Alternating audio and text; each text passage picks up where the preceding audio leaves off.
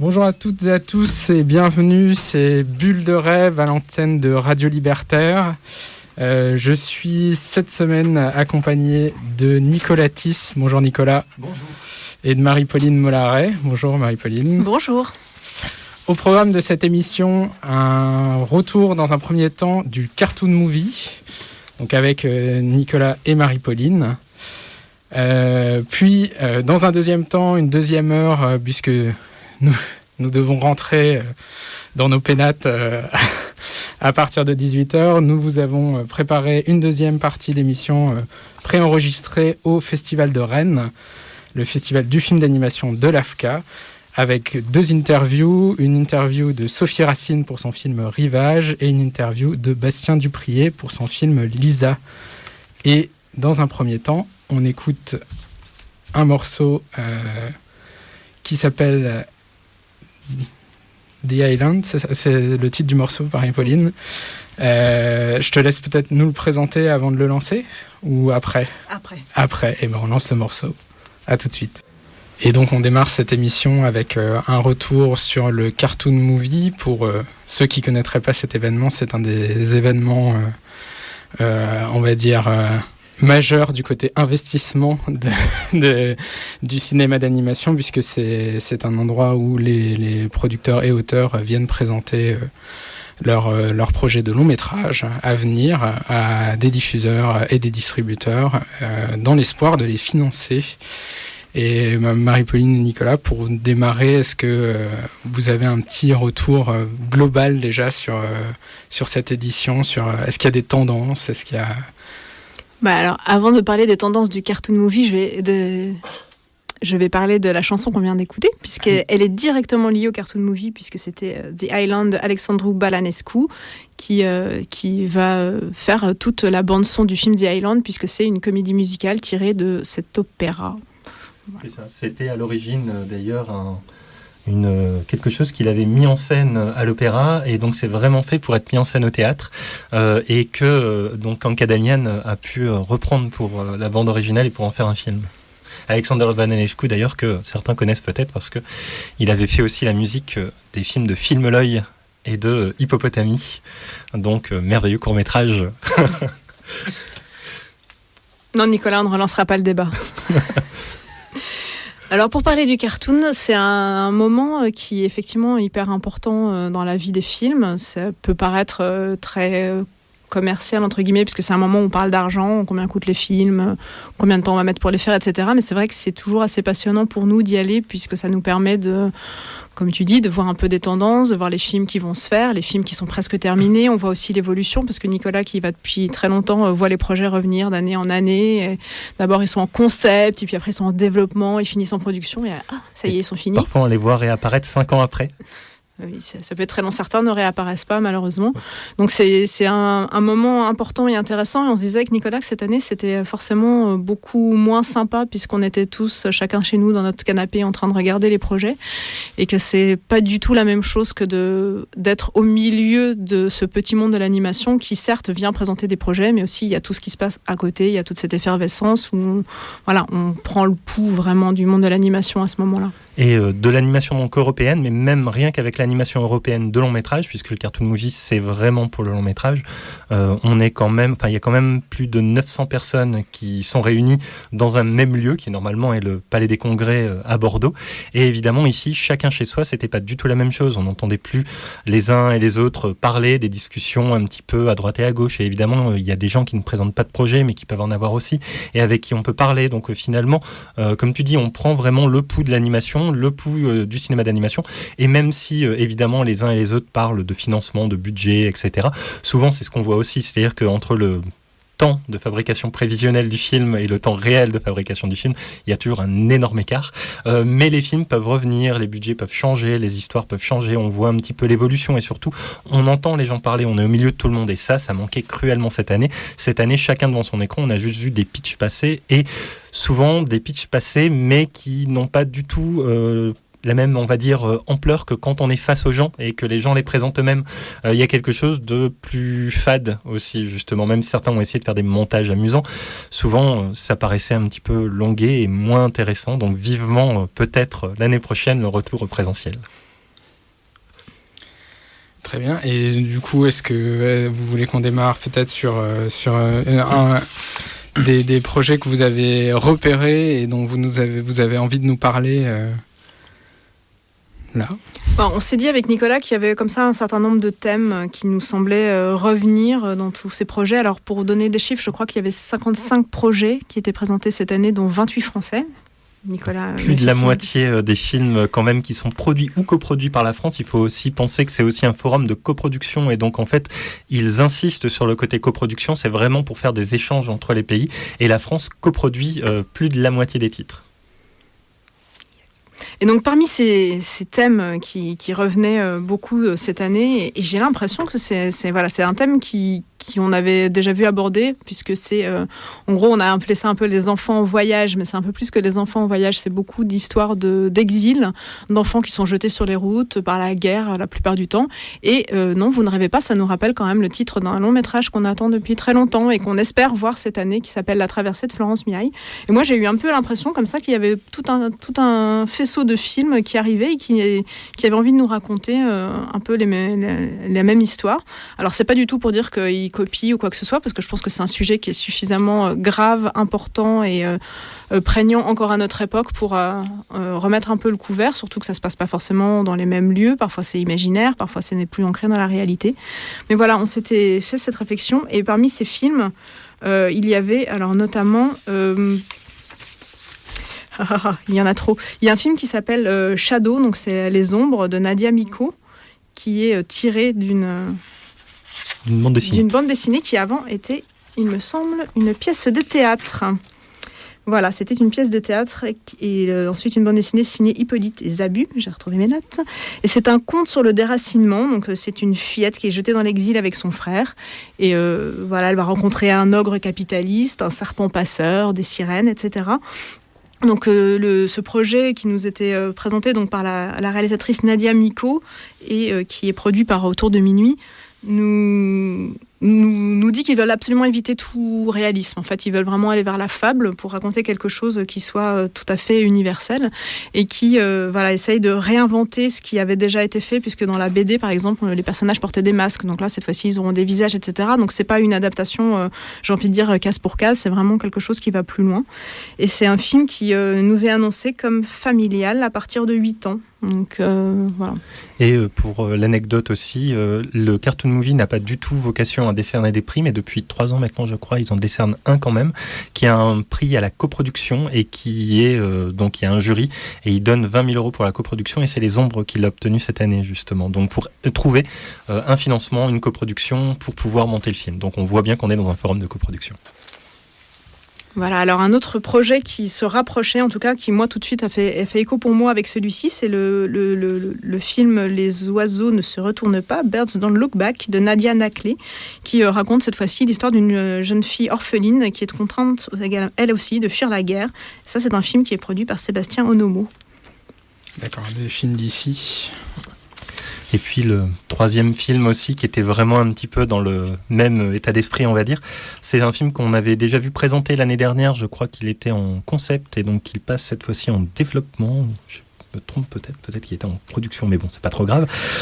C'est Mariam et Varto de Goroun Aprikian et Alexandre Eboyan, qui est produit ou coproduit par Tchak notamment, donc grande société française du nord de la France, et qui parle justement d'enfants aussi en Arménie qui sont un petit peu laissés et qui doivent arriver jusqu'en France, justement. Donc on a toujours cette idée de traverser, justement, et d'un quelque chose ici, par contre, qui est beaucoup plus réaliste. Et je me posais la question, là vous aviez donc vous aviez uniquement les présentations, vous avez à aucun moment eu du coup l'occasion d'échanger avec les auteurs ou... Non. Disons qu'après, il y a aussi toujours des, comme ils appellent les Q&A, donc des questions-réponses donc qui peuvent être organisées, mais souvent, c'est plus les producteurs qui vont voir les auteurs. Et alors que d'habitude, c'est beaucoup plus, on va dire, informel et que c'est très facile de croiser les auteurs dans les couloirs, cette fois-ci, c'était en ligne avec quelque chose comme des rendez-vous et c'est pas quelque chose qu'on a forcément fait, donc on n'a pas vraiment échangé non plus, alors que d'habitude, c'est plus simple. Oui, Mais j'avais envie de parler, puisqu'on en a parlé en préambule du film d'Anka Damian, bien sûr, The Island, là, qui est plus un projet, puisque le film existe et on espère le voir très très bientôt. Alors, c'est pas des enfants là qui sont jetés sur les routes, mais le film quand même parle des réfugiés, puisque c'est presque le point de vue inverse. Hein. C'est une sorte de Robinsonade avec un personnage qui s'isole volontairement sur une île déserte et qui voit un bateau s'échouer, et donc vendredi est le seul à être sauvé. Et j'ai vraiment l'impression que voilà, cette année l'actualité est rentrée de plein fouet là dans les projets avec ces questions de réfugiés. On avait aussi parlé avec Nicolas d'un projet dont on ne peut pas vous dire grand chose, mais qui est aussi des enfants qui fuient le franquisme. C'était un projet donc espagnol évidemment, qui s'appelle Winnipeg Seeds of Hope, de Elio Quiroga et Beñat Betia. Et qui ne parle pas du tout de Canada. D'ailleurs, il n'est pas coproduit par le Canada non plus. Malgré son titre, c'est vraiment un enfant, une fille et son père qui est veuf, justement, qui doivent fuir le franquisme, éviter les camps, évidemment, dans les Pyrénées et aller en France, et avec l'espoir de pouvoir prendre le bateau pour pouvoir fuir sur un autre continent en 1939. Yes. Nicolas, je te laisse enchaîner parce que tu avais repéré, toi, alors sur des projets que j'ai pas vu, qu'il y avait beaucoup de stop motion cette année. Oui, alors il y avait notamment plusieurs projets particulièrement intéressants, je pense, en stop motion. J'en ai repéré notamment 3, et d'ailleurs, ces projets, pas tous, peuvent rejoindre aussi d'autres thématiques, donc on va peut-être faire une thématique un peu large, mais par exemple, au niveau des projets en stop motion, il y avait un projet qui était déjà présenté l'année dernière et qui était très intéressant, de Stefano Bessoni, qui s'appelle The Inexact Sciences. Et donc en fait, on est vraiment ici dans des marionnettes qui ont, entre guillemets, qui portent en elles une âme, on va dire, c'est-à-dire pas des marionnettes à la Kubo ou autres qui sont tellement lisses qu'on dirait vraiment de la CGI, mais vraiment des marionnettes qui portent quelque chose sur elles. Et en fait, Stefano Bessoni, c'est quelqu'un qui est très inspiré, notamment, et ça se sent quand on voit ces marionnettes, par Jan Zankmeyer, par les frères Quay notamment, et qui, d'ailleurs, son film parle d'un cabinet de curiosité dans lesquels une petite fille va aller et découvrir pas mal de choses. Les cabinets de curiosité, ce sont ces endroits, notamment au XVIIe siècle, au XVIIIe siècle, dans lesquels on collectionnait énormément d'objets divers et variés, très, très étranges et très particuliers. Et ça rappelle aussi, évidemment, un petit peu les cabinets que peuvent avoir, enfin les studios que peuvent avoir certains animateurs en stop motion, justement, qui ont un bric-à-brac absolument partout, qui leur sert à additionner des objets pour pouvoir créer des marionnettes. Et lui va raconter une histoire, par contre, qui pourrait être extrêmement horrifique et qui va d'ailleurs faire peut-être un petit peu peur, il le dit lui-même, mais malgré tout qui tire un petit peu sur un côté, on va dire, burtonien, donc un petit peu plus gentil quand même et un petit peu plus sage, peut-être justement pour une volonté de pouvoir être produit aussi, je ne sais pas, mais en tout cas ça reste assez intéressant. Et plus adulte, toujours en stop motion, mais pas que en stop motion, avec des éléments hybrides. Il y a surtout le projet qui me paraît très très intéressant, et on verra en 2025, parce qu'il prévoit une sortie en 2025, de Jiří Bárta.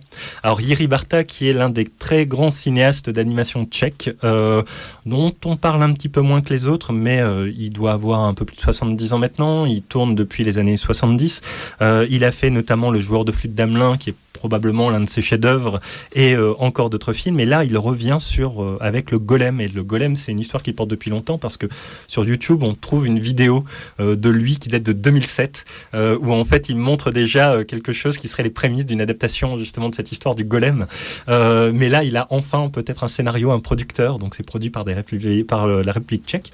Et en fait, il déplace l'histoire du Golem dans le Prague des années 50, donc en période communiste. Et donc, en gros, on aura le Golem pris dans la période communiste, et donc on aura vraiment une thématique là-dessus. Et ce qui est intéressant, c'est qu'en plus, dans les années 50, en 51, on avait une adaptation du Golem déjà en prise de vue réelle par Martin Frick, et dans lequel Jiří Trnka avait fait les décors. Donc on retrouve quand même toujours une tradition vraiment tchèque liée un petit peu aux animateurs. Par contre, dans cette histoire-là, il retrouve l'idée que le Golem était déjà travaillé comme servant dans un hôtel dans les années 20, et qu'il a donc un peu disparu, il est resté stable, et lui c'est un mathématicien, c'est un étudiant mathématique qui, avec une formule mathématique, va redonner vie au golem, mais le golem ne va pas être juste servant loyal, mais il va essayer de prendre le contrôle un petit peu sur tout, et donc on risque d'avoir encore une belle métaphore politique, mais avec des techniques complètement hybrides en plus. Donc là ça peut être pas mal. Et le troisième projet en stop motion, c'est celui donc de Sarah Van Den Boom qui s'appelle Séraphine, qui est là une adaptation de Marie Desplechin qu'on connaît pour ce qu'elle a fait avec notamment Florence Miaille, puisqu'elle a participé au scénario de la plupart des films de Florence Miaille, dont La Traversée, et qui était déjà en tant que scénariste de Verte, qui avait été présenté au Cartoon Movie l'année dernière. Et là c'est un roman qui s'appelle Séraphine, qui est le deuxième tome d'une trilogie sur les femmes, notamment au 19e siècle, qu'elle a pu écrire justement toujours à l'école des loisirs. Et on suit une petite fille de 13 ans justement qui cherche un petit peu à s'émanciper dans Paris des années 1880, qui est encore très très marqué par la Commune, et donc on va avoir aussi justement quelque chose comme une petite fille forte dans le Montmartre des années 80. Alors, il faut juste espérer que ce soit pas comme dit Lily, qui reprend un petit peu ces mêmes thématiques, mais les premières images, en tout cas, donnent bien envie. Il y a un ancrage politique fort dans le film, ou c'est en toile de fond plutôt... Je pense qu'il y a un ancrage politique assez fort. Enfin, en tout cas, l'histoire de la Commune était quand même assez évoquée dans le pitch. Le fait que ce soit derrière, et le fait qu'on soit dans une période de libération, d'émancipation, de prise de pouvoir, on va dire, un petit peu par les femmes, etc. Et donc, je pense que c'est une manière aussi pour Sarah Van Den Boom d'aborder les questions féministes. Oui, je crois qu'il y a l'histoire de cette petite fille donc, qui cherche son père, elle ne sait pas qui c'est, mais elle sait qu'il a participé à la Commune et potentiellement qu'il est mort pendant la Commune. Et d'après ce qui était expliqué, effectivement, il y aurait une sorte d'enquête comme ça qui permettrait de relier tous les personnages ayant connu cette époque et donc ayant été communards. Et Marie-Pauline, tu avais quelque chose à ajouter sur les films que nous a présentés Nicolas ? Non, pour moi c'est bon pour Stop Mo. Et ben on va marquer une petite pause. Je vous laisse nous présenter un autre thème que vous avez remarqué au cartoon. On va dire, j'ai continué un petit peu, mais avec du fantastique horreur, justement, qui est quand même une thématique assez récurrente, même si justement déjà avec Stefano Bessoni, Iribarta, on est déjà un petit peu dans ce côté-là.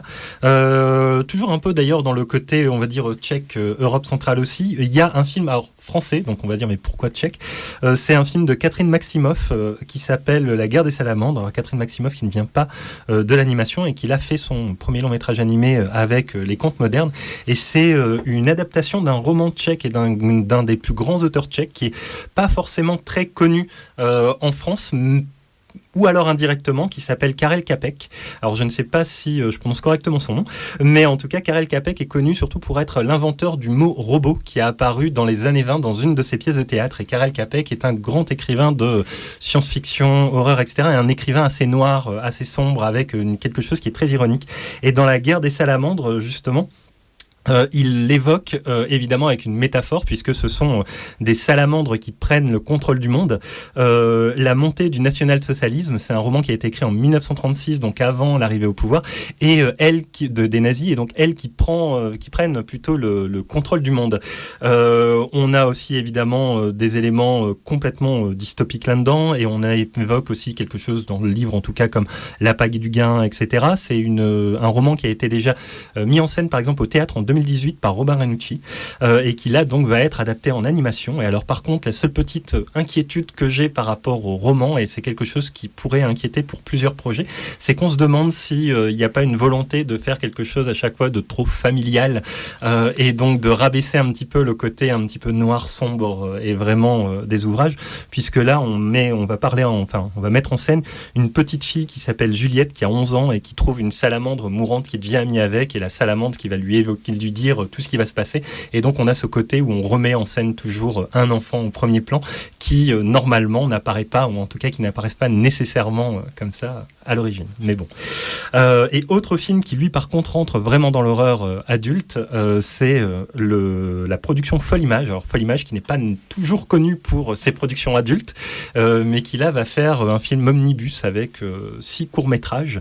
Et 6 courts-métrages donc d'un cinéaste qui lui a déjà fait des films d'horreur, notamment qui s'appelle Isu 3, et avec aussi d'autres cinéastes qu'on ne connaît pas forcément pour l'horreur, mais il y aura par exemple un court-métrage de Jean-Loup Felicioli et Alain Gagnol. On est très curieux de les voir justement faire un film justement horrifique. Qui sont déjà des gros habitués du film de genre quand même. Oui. Et Izu Troin va être a priori aussi le directeur artistique de la collection. Ok, oui, collection qui s'appelle L'étrange collection d'ailleurs, j'ai pas précisé le titre. Et en même temps, c'est d'ailleurs coproduit par les films du Tambour de Soie qui se mettent de plus en plus à l'animation puisqu'ils viennent de faire... ils ont fait Jasmine et ils font en ce moment en coproduction le nouveau film d'Alain Huguetto, Interdit aux chiens et aux Italiens. Et il y aura aussi comme réalisateur dans cette collection Efang Wei, réalisatrice qui est aussi elle très intéressante et qui a fait des films un peu assez barrés justement par moments, notamment son tout dernier court-métrage coproduit en Estonie, qu'on est curieux de voir dans le film d'horreur, et d'autres cinéastes moins connus, par exemple, comme Benoît Razi, qui n'a rien réalisé apparemment depuis 2005, mais qui est vraiment dans toutes les productions Folle Image depuis cette date-là aussi, et Morten Risberg Hansen, qui pareil fait partie de l'écurie Folle Image, mais qui n'a pour le moment rien réalisé non plus. Oui, qui était dans Efang et Morten étaient sur les précédents films de Izu comme technicien, donc je pense que l'envie a dû venir de là aussi. Donc, je laisse Marie-Pauline continuer. Et ben moi je vais enchaîner alors avec des films. Là on n'est pas tout à fait dans le fantastique horreur, mais on est plus carrément dans la science-fiction, et notamment un projet qui s'appelle Arco, qui est porté par Hugo Bienvenu et Félix de Givry. Donc c'est un film qui se passe au départ en 2932, donc très très longtemps. Et c'est assez chouette parce que c'est une époque où les gens vivent dans des sortes de terrasses dans l'espace parce qu'ils ont quitté la Terre pour la laisser se régénérer. La Terre, comme ça, c'est un motif qui revient dans beaucoup de films. Voilà, là, on a trop pollué, on a fait tout ce que vous savez déjà, et donc la Terre n'est plus vivable.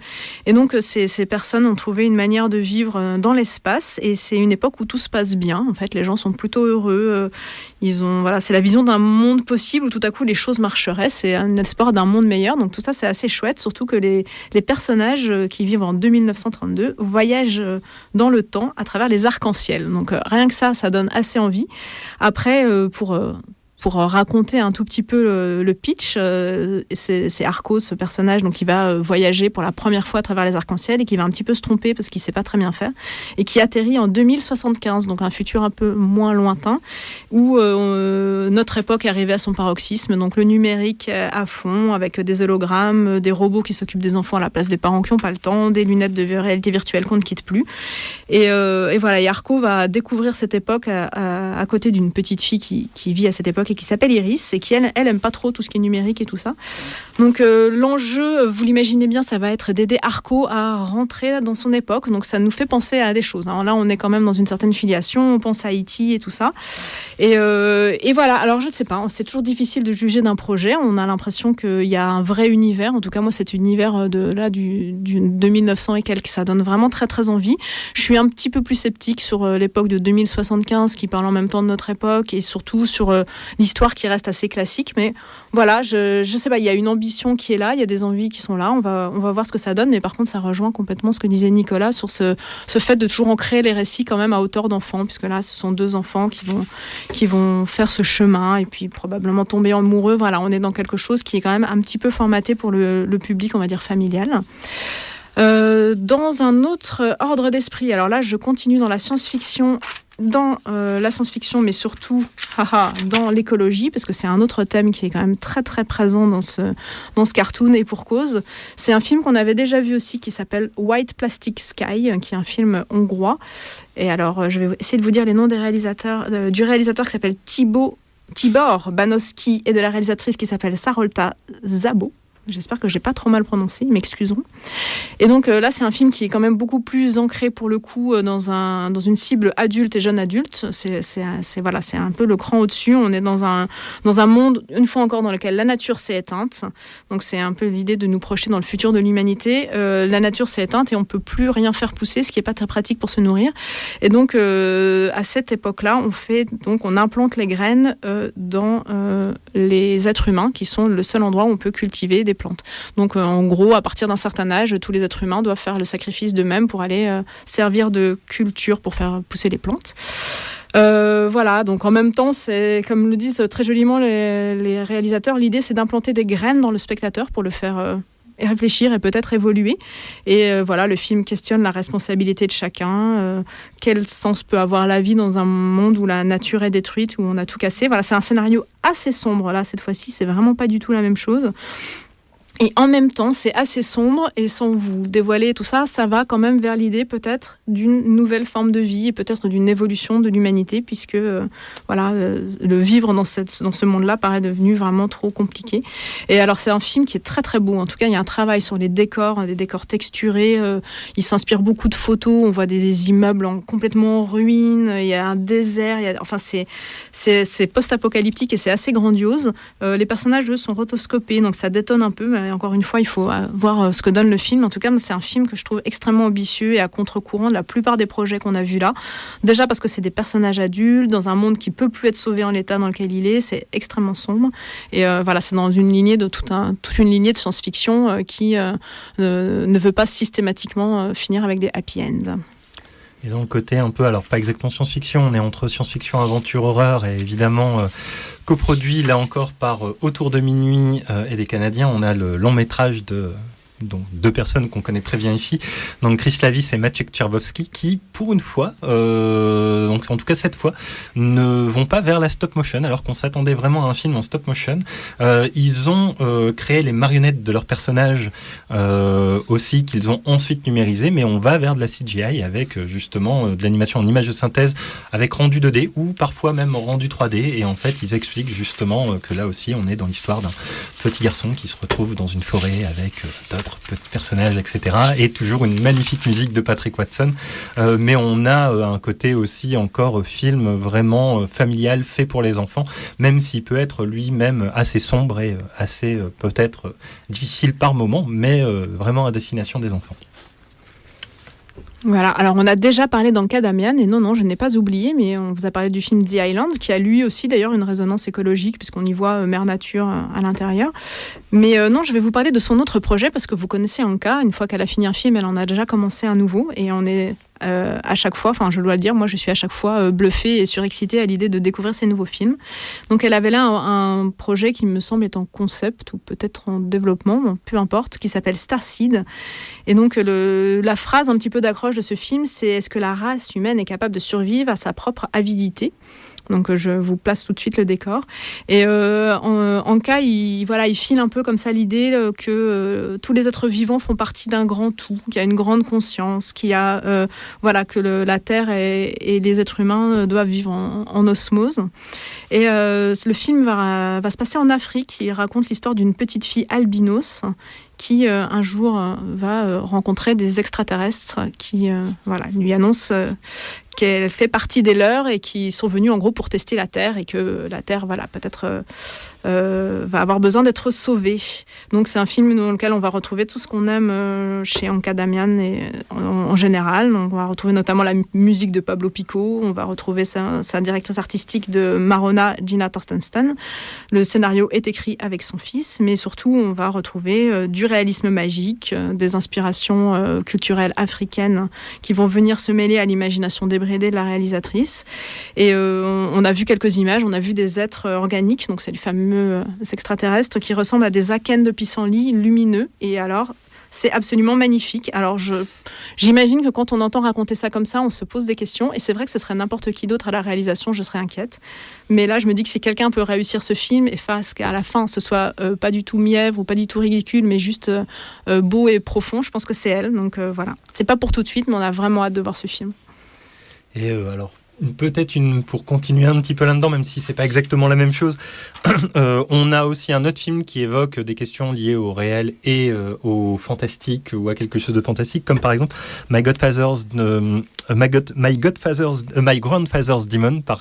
donc les démons de mon grand-père, de Nuno Beato, donc film portugais qui est particulièrement intéressant pour moi, qu'on avait déjà vu présenter, et qui évoque une femme qui est prise dans son quotidien dans une grande ville, qui doit retourner, son grand-père étant décédé, là d'où il vient, c'était un tout petit village perdu au fin fond du Portugal, et en fait son grand-père lui a laissé une lettre avec une mission à accomplir, et elle se retrouve un petit peu dans un univers un peu fantastique avec des petits personnages en argile, etc. Et le film mélange justement au début du dessin animé un peu traditionnel, et ensuite là aussi de la stop motion, justement on retrouve un petit peu le côté stop motion.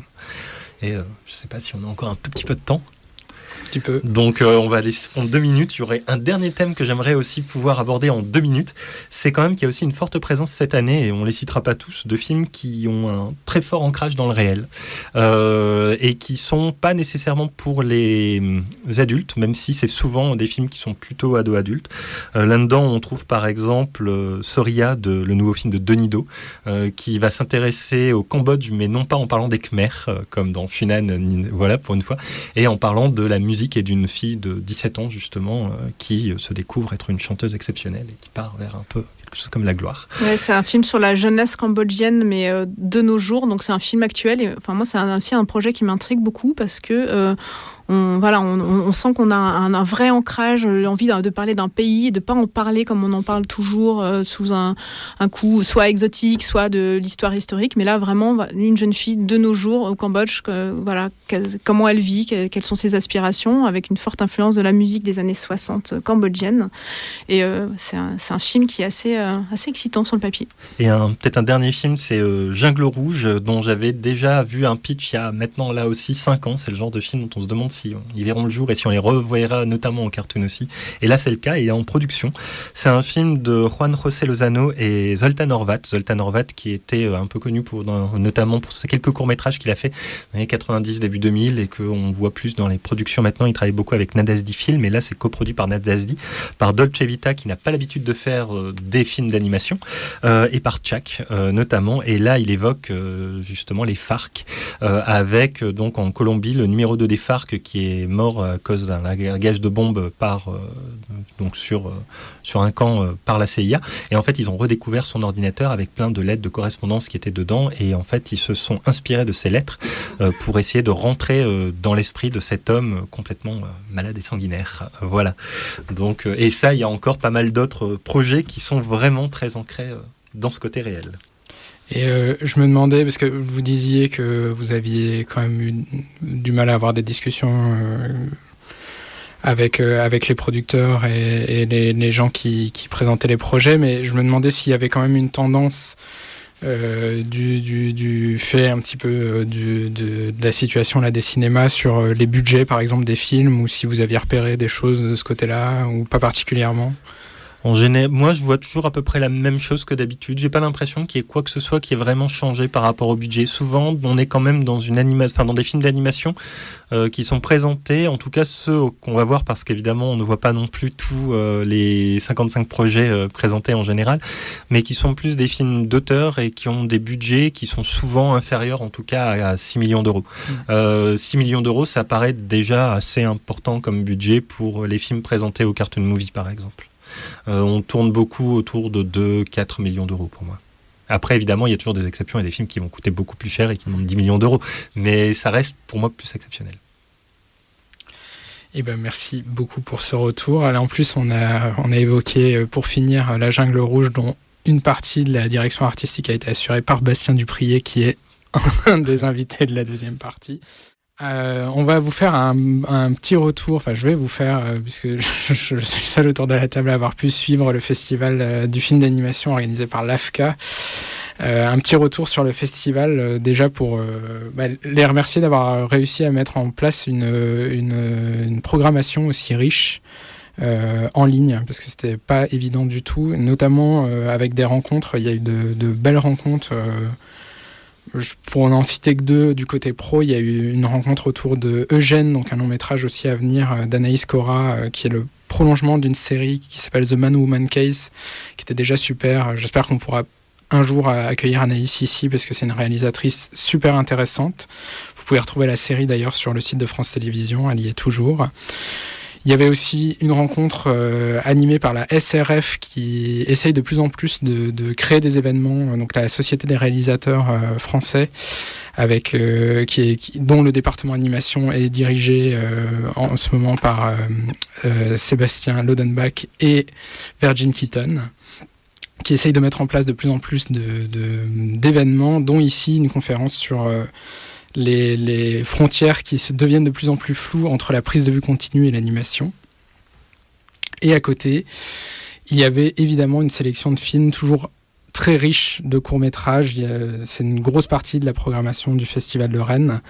Alors évidemment, c'est un festival qui arrive en début d'année et donc qui récupère pas mal de films dont on vous a déjà beaucoup parlé, donc je reviendrai pas dessus en particulier, mais on a retrouvé Genius Loci d'Adrien Mérigeau, À la mer poussière d'Héloïse Ferlet, Homeless Home d'Alberto Vasquez, Souvenir de Bastien Dubois, Jean de Marion Auvin, enfin des films dont on a déjà parlé ici et qu'on aime beaucoup, qu'on vous recommande d'aller voir si vous avez encore l'occasion, vu que le festival dure encore ce week-end. Mais moi, je voulais m'attarder sur des films que j'ai découverts au festival. Donc, pour commencer, dans une sélection étudiante qui n'est pas toujours évidente à Rennes, c'est-à-dire que la sélection étudiante essaye de balayer sur quasiment toutes les écoles d'animation françaises, récupérant en beaucoup de films qui malheureusement souffrent un tout petit peu et de direction, et d'un manque de rigueur dans la direction d'acteurs et parfois aussi juste de la comparaison, puisque les films étudiants sont présentés avec les films pros, donc parfois c'est un peu dur pour ces films étudiants d'exister.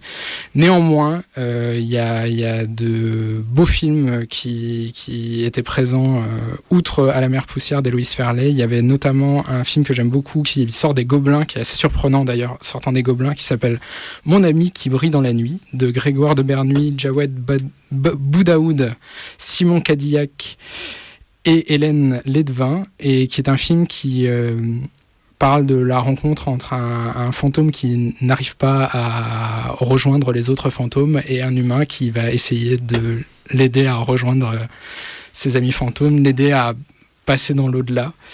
Et qui est un film très très fort dans la relation qu'il y a entre ces deux personnages, qui est assez fin et qui est plein de belles trouvailles, et notamment dans le jeu d'acteur, dans la direction qui a été mis en place. Enfin, c'est un film qui est très très juste de ce point de vue-là, ce qui n'est pas évident, encore une fois, de la part des Gobelins. Enfin, c'est pas forcément des films qu'on note pour cette partie-là, et voilà, ça me semblait important de noter ce film. Je sais que Marie-Pauline, tu l'aimes beaucoup aussi. Je le trouve aussi super touchant et délicat, et effectivement, tu parlais de la direction d'acteur, mais c'est hyper impressionnant parce que dans ce film-là, ça sonne tellement juste, le personnage qui fait l'humain vivant, et je sais pas, il est désarmant. On a l'impression je sais pas comment expliquer, tellement l'impression que j'ai eue, je sais que je l'ai noté en voyant le film, qu'on avait vraiment l'impression que tout ce qu'il disait sonnait extraordinairement juste, et voilà, et vraiment c'est très joli, et c'est jamais mièvre, parce que ça pourrait être un peu mièvre, ou ça,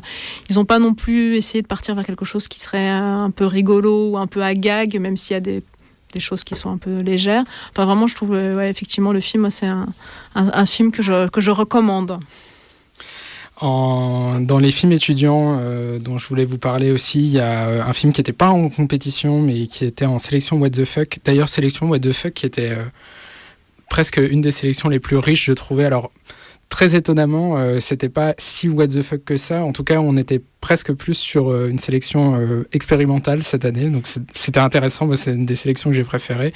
Et donc dedans, il y avait un film des Arts Déco de Yang Liu qui s'appelle Corpse Land et qui est très déroutant. C'est une espèce d'enchaînement de séquences quasi abstraites, mais qui sont quand même extrêmement sensorielles, parce qu'elles sont composées de bouts de corps qui interagissent entre eux, mais avec des rondes de mains, une accumulation comme ça de parties du corps filmées, qui donne quelque chose de très déroutant et qui donne l'impression, avec des parties extérieures du corps, d'être à l'intérieur d'un corps et de traverser ce truc-là, de se faire presque toucher. Enfin, c'est un film très sensoriel, très intéressant pour ça. En sélection What the Fuck, il y avait également un film que j'aime beaucoup qui s'appelle Étreinte d'Alain Escale, qui est un film très expérimental. Il est parti de Rush, qui lui restait d'un précédent projet, et qui met en scène deux personnages, deux hommes qui s'enlacent et qui au fur et à mesure s'enlacent de plus en plus fortement, presque se grattent.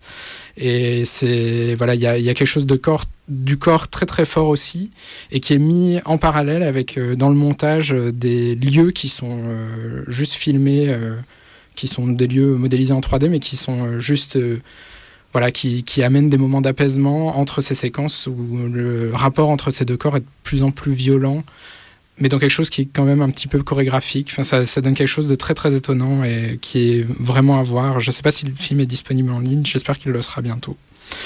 En sélection pro, il y a 3 films dont je voulais vous parler. Il y a un documentaire animé que j'attendais depuis longtemps qui s'appelle Folie douce, folie dure de Marine Laclotte, qui est un film sur les 2 établissements psychiatriques et qui est donc où elle est allée faire des captations sonores. Elle a pris beaucoup de temps pour rentrer dans cet univers qui est vraiment particulier en essayant de faire quelque chose qui est assez rare finalement, qui est de donner la parole plus aux habitants qu'aux soignants. Elle a essayé d'être très méfiante par rapport à ça et de pas du tout rentrer dans quelque chose qui est autour de l'aidant et qui est vraiment plus sur nous faire partager le quotidien de ces gens et qui est extrêmement attendrissant, très très fort. C'est un documentaire que je vous recommande vivement.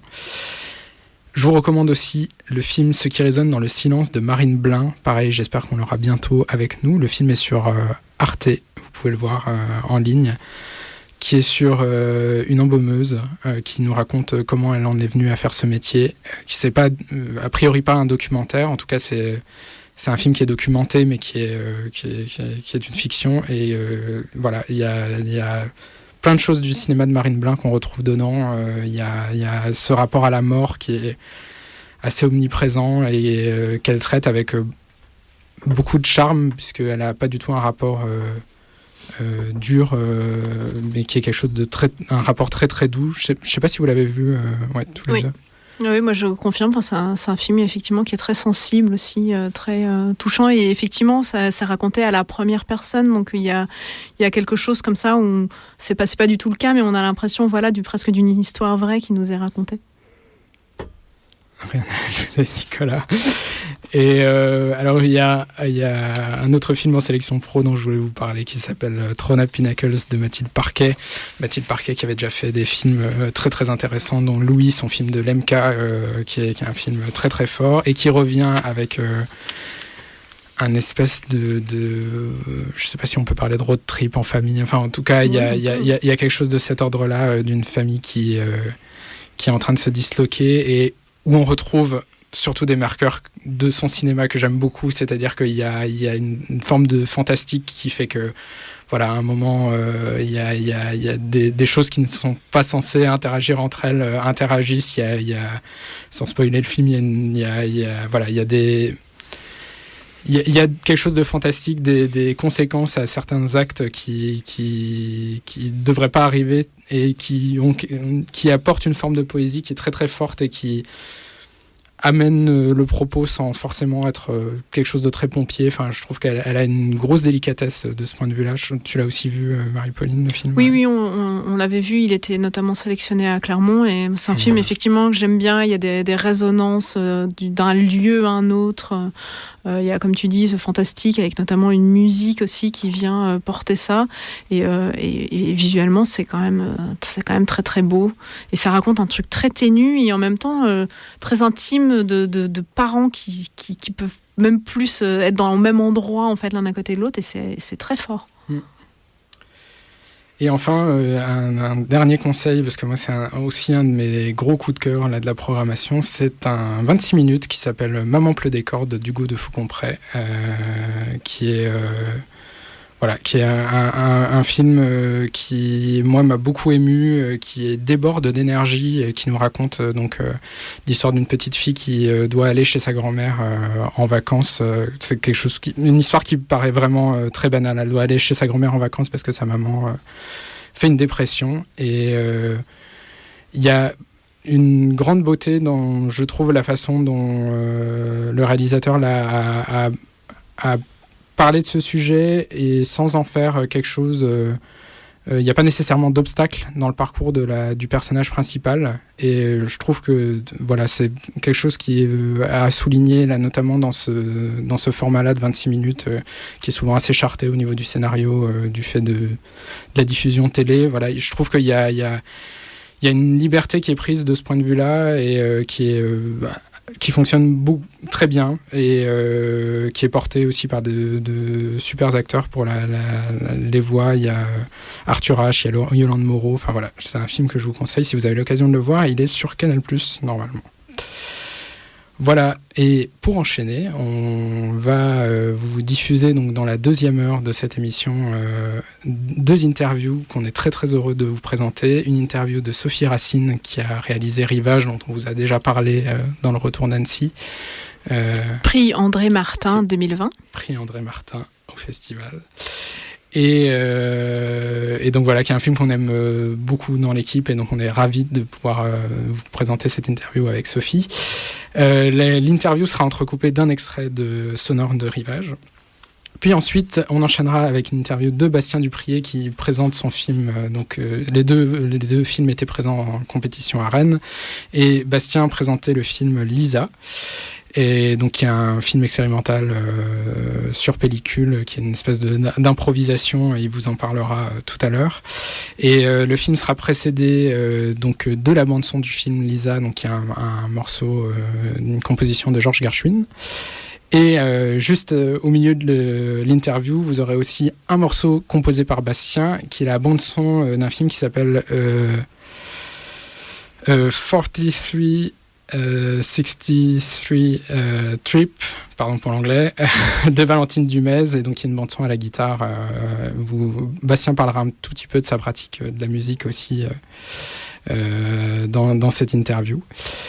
Voilà, et avant de lancer cette interview, on écoute un morceau que Nicolas nous a proposé. Je te laisse le présenter. Alors, c'est un morceau d'une chanteuse londonienne assez jeune qui n'avait fait pour le moment qu'un EP en 2015, et donc elle revient 6 ans après, même s'il y a eu quelques singles qui avaient été présentés en fin d'année dernière, dont une reprise d'Elvis Presley qui s'appelle Always on My Mind. Et là, elle sort donc en ce début d'année un premier album qui s'appelle Common Thorn. Elle-même s'appelle Anna B. Savage. Et en fait, c'est une chanteuse de folk, un folk assez épuré, parfois un peu maniériste, mais intense et vraiment intimiste, et dans lequel elle évoque vraiment, sans détour, de manière parfois assez crue et directe, justement, son rapport au corps, ses traumatismes, ses expériences, et notamment ses expériences sexuelles, ce qu'elle fait notamment dans ce morceau que je vais vous proposer qui s'appelle Chelsea Hotel No. 3, qui fait directement référence évidemment à la chanson célèbre de Leonard Cohen, Chelsea Hotel No. 2, qui évoque justement une nuit avec Janis Joplin. Et là elle reprend d'ailleurs même un vers de cette chanson avec un He was giving me head on my unmade bed, et en fait ici pour cette chanson, donc je vais entre guillemets lui laisser la parole, puisqu'elle s'est exprimée justement dans une interview, et je pense que c'est vraiment quelque chose qui dit tout, on va dire, de la chanson, et qui elle chante vraiment avec une très belle voix, très grave et vraiment magnifique. Elle explique justement: se masturber était ma résolution du nouvel an 2016. Cela faisait partie de mon besoin de combattre toutes les conneries internalisées que j'avais ingérées sur les femmes. J'ai passé ces dernières années à désapprendre activement des choses dont j'ai été passivement nourri mes 20 premières années, comme la façon dont les femmes sont sexualisées mais n'ont jamais le droit d'être sexuelles. Elles sont l'objet, parfois même un objet. Il m'a fallu jusqu'à 21 ans pour commencer à me masturber, encore plus longtemps pour réaliser que le sexe était aussi pour moi révolutionnaire, je sais, et que je pouvais pouvait demander des choses. C'est très frustrant et triste. De ces pensées est né le Chelsea Hotel No. 3, dans lequel elle évoque aussi, par exemple, Tim Curry dans Rocky Horror Picture Show et Alfonso Cuarón et Y tu m'amas también, donc une chanson aussi très cinématographique. Eh ben, merci beaucoup Nicolas. Merci à l'autre Nicolas qui est derrière la console et qui nous a fait la réal. Voilà, on écoute le morceau et on vous dit à dans un mois. Bye bye.